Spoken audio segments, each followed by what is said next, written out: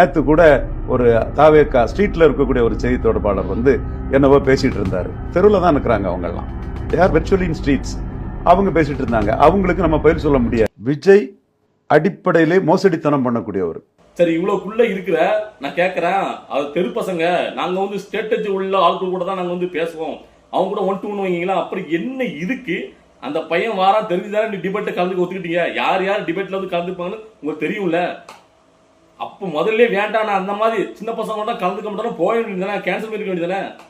அப்ப என்னன்னா அவங்கள வந்து நாம எல்லாரையும் ஏமாத்துற மாதிரி நம்ம வந்து பாத்தீங்கன்னா அப்படி நம்ம வாயாஜாலத்தை காமிச்சு அப்படி குறுக்க மறிச்சோன்னா நம்மளை பயந்துருவாங்க அப்படின்னு நீங்க சொல்றலாம், ஆமச்சாயம் போட்டுருவாங்க அப்படின்னு நினைச்சீங்களா?